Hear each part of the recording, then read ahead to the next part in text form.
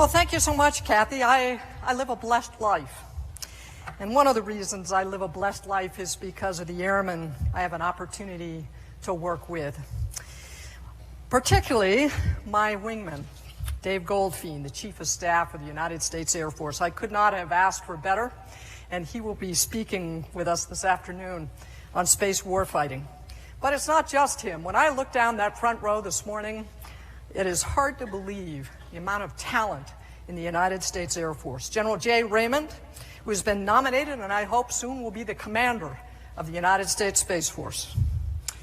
And John Hyten, who was nominated this morning to be our next Vice Chairman of the Joint Chiefs of Staff.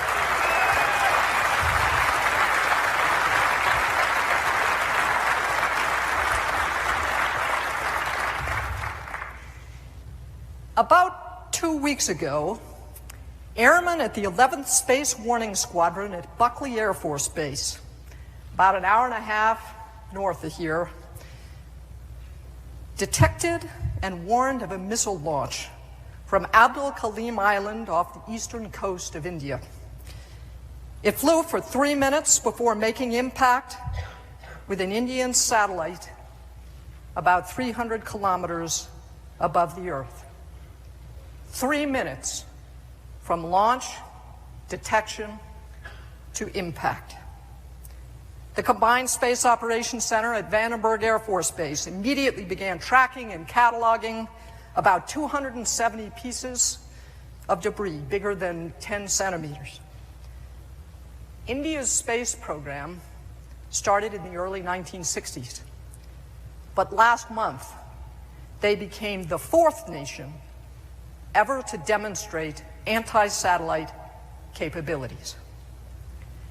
The significant shift we have accomplished in the Air Force over the past 2 years is driven by a clear-eyed assessment of the world as it is.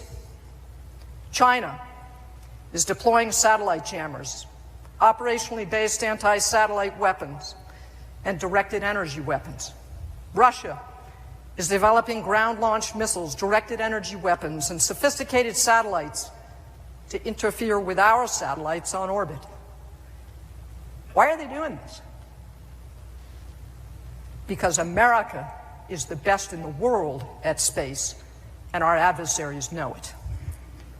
To remain dominant in space, we recognize the need to change our strategies and our programs supporting those strategies. We've accomplished much over the last 2 years, but there is still much more to do. One of the things we must continue to do is to deepen our alliances and establish new partnerships in space. You know, last night I met with several of the national representatives who are here in the audience today, who are emerging space nations. Space has become a common domain for human endeavor. The cost of launch has plummeted, the size of payloads has declined, and technical advances have made space more accessible and more useful to more countries than ever before. Last year, I announced that we would open the doors at our National Space Security Institute to share a space education and training with current and emerging allies and partners. Combined classes start this summer, from introductory all the way up to advanced levels. Last July, we opened the Combined Space Operations Center, the CSPOC, where Allied Space Forces execute command and control operations around the globe in a variety of missions, including missile warning, position navigation and timing, and space defense. In January, for the first time ever, we certified and awarded space wings to 3 Canadian officers. And last February, our acquisition team at the Space and Missile Systems Center came up with an innovative plan to solve a problem: to extend protected tactical satellite communications to the polar region through 2030, not by doing it ourselves, but by working with Norway. In 2022, Space Norway will launch 2 U.S. payloads on their communication satellites, avoiding a 2-year gap in polar communications coverage. But it's not just countries where we are developing new partnerships. We're doing the same with industry. We will not win against a rapidly innovating adversary with an acquisition system from the Cold War. We are driving changes to field tomorrow's Air Force faster and smarter. Last summer, we set a goal for ourselves. We decided we were going to strip 100 years of unnecessary schedule time out of Air Force program plans. 100 years. So far, we've stripped out almost 80 years. The interesting thing is, 21 and a half of those years were in space programs. Space programs alone. And much of the credit for that work goes to the Space and Missile Systems Center. We are using new authorities given to us by the Congress to build and test and deploy things faster. Those authorities have been given back to the services because the Congress understood that we cannot centralize control if we're going to meet a rapidly innovating adversary. We must be able to move acquisition at speed. The Air Force canceled our 7th and 8th missile warning satellites to create more survivable alternatives using the new authorities that Congress gave us. And we reduced the acquisition time for next-generation missile warning by 3.5 years to hit the target that the combatant commander needed from us. Last September, we used these new authorities to get new communications to the Navy carrier strike groups 18 months earlier, closing a critical gap for the fleet. With the support of the Congress, the services are driving forward to use the new authorities we've been given. You know, when I was a member of Congress, I used to talk a lot about acquisition reform. It's a lot harder to do it than to talk about it.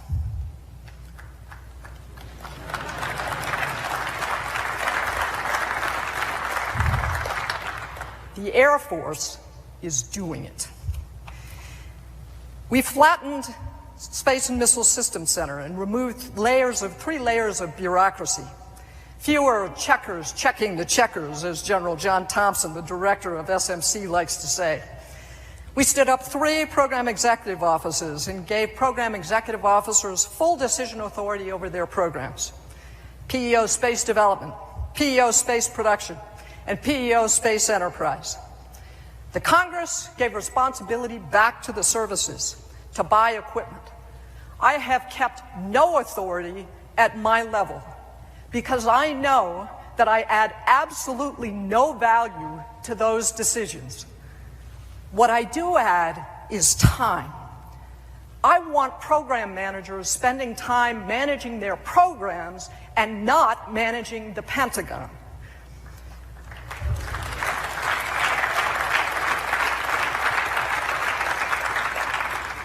This new organizational structure at SMC streamlines decision-making and will move concepts from the back of an envelope to the payload envelope faster and smarter. But it doesn't stop there. We have stood up the Space Rapid Capabilities Office. It was ordered in the last National Defense Authorization Bill. We have hired its new director, and its board has started its first 3 classified projects. And last month in New York City, we held our inaugural pitch day. We invited entrepreneurs, universities, and startups to pitch revolutionary solutions to some of our complicated problems. The idea was no more than 5 pages in a pitch deck. We got over 400 proposals, and we selected 59 companies to pitch their ideas to government and industry and investors in New York. We awarded 51 contracts in 1 day, valued at over $8 million. And the average time to close a deal on a 1-page contract with the United States Air Force was 15 minutes. The record was 3 minutes 3 minutes to contract with the Air Force. And the guy who did it said, you know, it's faster to work with the Air Force than to get a beer at a bar in New York City. A big shout out to the guy who made it possible. I know his first name is Scott. He works for Bank of America. He was on the phone with us all day because we made those first $3.5 million of payments with the swipe of a government credit card, and we had to convince him we were not laundering money for the drug cartels. Today, I'm announcing we're going further. We're going to extend this concept. I'm announcing Pitch Day for Space. It'll be hosted in Los Angeles this fall, and will bring the Air Force together with entrepreneurs and universities and startups who want to help drive path-breaking capabilities to space at the speed of relevance. Y'all are welcome. We're engaging innovative businesses like never before. Our Space Enterprise Consortium under the Space and Missile Systems Center is removing barriers to entry for small businesses and non-traditional vendors. And those companies in the Space Enterprise Consortium now make up, those innovative companies are 80% of the 277 partner organizations in that consortium. That consortium has now awarded contracts for over $200 million in value. And of those 37 contracts awarded, 9 are to non-traditional companies as the prime contractor. Companies like Secret Engineering, Blue Canyon Technologies, Millennium Space Systems, VMware, Karashoft, and SciTech. They're cost-effectively prototyping satellite, rocket, and cyber technologies for the United States military. The very first award went to Millennium Space Systems to develop a small satellite called Tetra to demonstrate tactics, techniques, and procedures for small satellites in geosynchronous orbit at 22,000 miles above the Earth. Millennium is on track to deliver Tetra 1 just 12 months after the contract started. Our Space and Missile Systems Center is awarding prototype contracts in 90 days, twice as fast as anyone else in the Defense Department. We are the best in the world in space. Our missile warning satellites detect rocket launches and calculate where they're going in near real time. We monitor and predict the weather from the South Pole to the North Pole and everywhere in between. We operate global satellite communications, ensuring the President can give orders to field commanders any place, any time. 33 of our satellites deliver the position, navigation, and timing for the world and provide the timing signal for the ATMs and the New York Stock Exchange. If you needed GPS directions to find a restaurant this week, you can thank about 40 airmen sitting 20 miles from here at Schriever Air Force Base. They provide GPS to the world, to 1 billion people every day, and their average age is 22. It's terrifying. Our experience and our knowledge of space has never been more critical. The United States is making bold moves to ensure that our nation can protect our assets on orbit and prevail in conflict if called upon. Last December, the President signed an order to reestablish an independent space command to focus on space warfighting. It was an idea unanimously supported by the Joint Chiefs of Staff, and we expect confirmations hearings soon for Jay Raymond. But there is more to do. On March 1st, at the direction of the President, the Defense Department forwarded draft legislation to the Congress to establish the new Space Force as a 6th branch of the U.S. Armed Forces under the United States Air Force. The new force will have a civilian Undersecretary of the Air Force for Space and a 4-star Space Force Chief of Staff who will be a member of the Joint Chiefs of Staff. The Air Force has been given the task of planning for the establishment of this force so that we can move out smartly when the legislation is passed by the Congress later this year. Our ability to dominate in space depends on having stable budgets, and I want to thank the United States Congress for delivering an on-time budget last year. Those resources ensure that our space capabilities do not degrade. This administration has prioritized space in every year of the President's budget. Budgets over the last 3 years have been bold, and they support the combatant commander requirements in the need to compete in an era of great power competition. The fiscal year 2018 budget was a 20% increase over 2017. We increased it again in 2019. And our fiscal year 20 budget proposal, the President is proposing an Air Force space budget of $13.7 billion in unclassified space programs, a 17% increase over last year's all-time high, in order to further accelerate our ability to operate and dominate in space. Threat drives strategy, and strategy drives concepts of operation, force structure, and needed programs to exercise those strategies. 2 years ago, the Air Force guided an effort to shift air and space capabilities toward a contested domain. It was a comprehensive review of our space architecture and strategies. The programs that we have added to the budget over the last 3 years were based on that assessment of the threat and aligned with the most effective strategies to meet that threat. Last month, the Air Force completed a space strategy 90-day study to validate and update the work that was done 2 years ago. While it was led by the Air Force, it was a whole of government effort and a whole of DoD effort that included the Joint Staff, all services, DARPA, the NRO, and all of the relevant OSD offices, as well as combatant commands. We looked at all of our missions in space, from missile warning to communications and intelligence collection. We took the best estimates of the threat and presumed a thinking adversary who will respond to the actions that we take.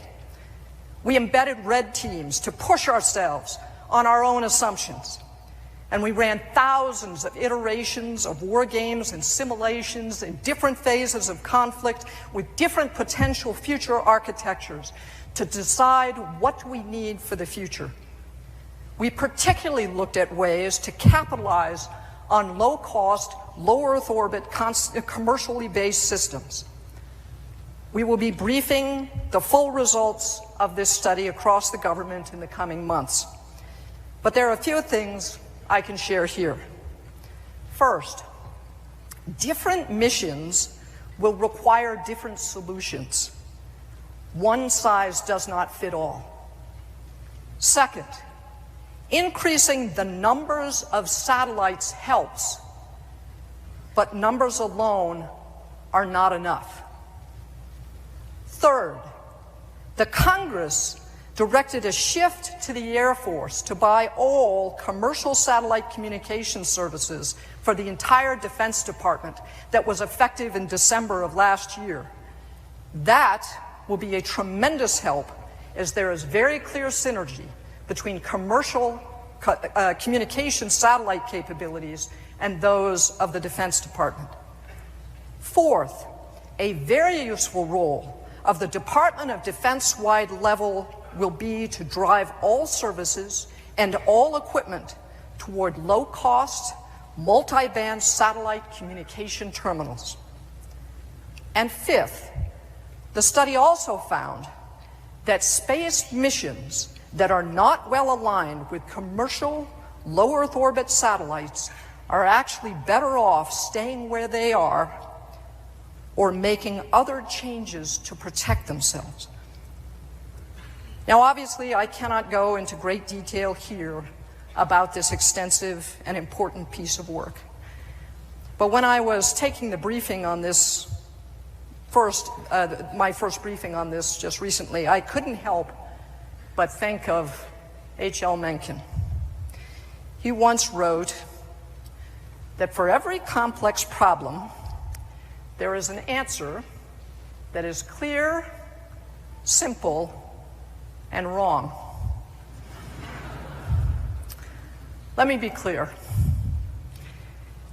The United States Air Force is funding the development of low Earth orbit systems and commercially based systems for some of our missions. But launching hundreds of cheap satellites a year as a substitute for the complex architectures where we provide capabilities to the warfighter will result in failure on America's worst day if we rely upon them alone.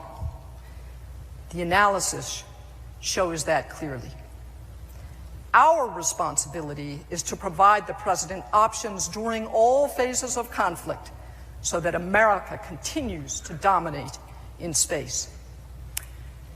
In 1957, General Benny Schriever gave a seminal speech on the future of space.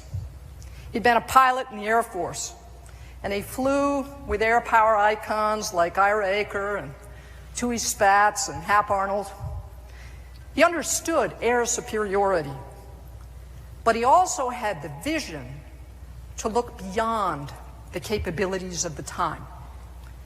He spoke of a future when battles might be fought in space, battles that would need advanced space technologies. In his remarks, he said, "In the long haul, our safety as a nation may depend on our achieving space superiority." We had space superiority during the first Gulf War, when Captain Dave Goldfein went to the desert, and I was on the National Security Council staff. It was the first time that airmen, soldiers, sailors, and Marines recognized the value of our space systems on their missions. It was the first space war. We didn't plan for the first Gulf War to happen. We responded to an act of Iraqi aggression. All those space systems, navigation, weather, intelligence, surveillance, and reconnaissance, that marked a monumental shift in how we fight as a nation and as a coalition, were already in place when Saddam Hussein invaded Kuwait. Should a future conflict extend into space, we will need new, survivable, capable systems already in place. We must strengthen the bonds we have with our allies and partners, field systems faster and smarter, and continuously fight for the title of best in the world at space. We will defend our values, we will defend our way of life, and we will defend the nation that we love. God bless you all.